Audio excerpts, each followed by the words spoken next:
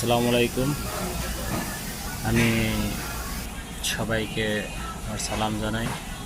আমি বিশেষ করে একটি বিষয় নিয়ে আলোচনা করতে চাই, সেটা হচ্ছে ডায়াবেটিস। ডায়াবেটিসটা খুব মারাত্মক রোগ, সবাই ডায়াবেটিসটা খুব ভয় পায়। আমার ডায়াবেটিস হয়েছিল, আমি দেশে যাওয়ার পরে পরীক্ষা করার পরে আমার ডায়াবেটিস হয়েছে।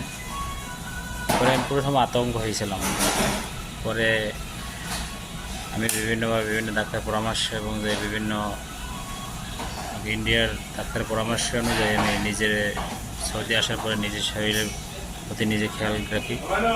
বিশেষ করে ডায়াবেটিস এরকম রোগই না, এবং আমি ডায়াবেটিস মুক্ত এখন বর্তমানে, এবং এটা শুধুই আলহামদুলিল্লাহ অনেক ভালো আছি, শারীরিকভাবে অনেক সুস্থতা আছে।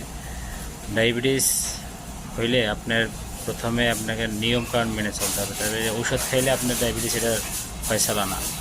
ওষুধ খাইবেন, ভালো থাকবেন কিছুদিন, আবার ডায়াবেটিস আপনার হবে, কিন্তু বুড়ো হলে আপনার বিভিন্ন রোগে দেখা দেবে। কিন্তু তার চেয়ে আপনি যদি ডায়াবেটিস যখন ধরা খায়, তাৎক্ষণিকভাবে আপনি করবেন, খাওয়া কন্ট্রোল করতে হবে। 2 নম্বর শারীরিক ব্যায়াম করতে হবে। আমরা খাইয়ে আপনি ভাত যদি একেবারে টোটালি ভাত ছাড়ান দিতে পারেন, সবচেয়ে ভালো, বেটার। ভাত খাবেনই না, আমি ভাত খাই না, ভাত খাবেনই না। এবং সকাল বিকাল 2 বার 40 মিনিট হাঁটাচলা করবেন। ইনশাল্লাহ আপনার ডায়াবেটিস 20 দিনে মুক্ত। আপনার ডায়াবেটিস, আমার 20 দিনে আমি ডায়াবেটিস মুক্ত এখন বর্তমানে।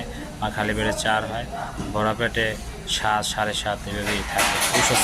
ঔষধ ইন্স্যুরেন্স ছাড়া, একেবারে টোটালি কোনো কিছুই ছাড়া, এবং নিজের প্রচেষ্টা এবং ব্যায়ামের মাধ্যমে এবং নিজের এই ডাক্তারি পরামর্শ অনুযায়ী চলার কারণে আমি আজকে সম্পূর্ণ মুক্ত, ডায়াবেটিস মুক্ত আছে। এবং এইটা শুধু এইভাবে মুক্ত হলেই চলবে, আপনি আবার পুনরায় শুরু করবেন ভাত খাওয়া বা এই নিয়মকানুন না মানিয়ে চললে যে আপনি বলছেন সুস্থ না।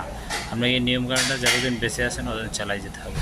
আসসালামু আলাইকুম। আমার এই পরামর্শ যদি আপনি চলেন, অবশ্যই ডায়াবেটিস মুক্ত হবেন, এবং সেটা আমি নিজেই প্রমাণ।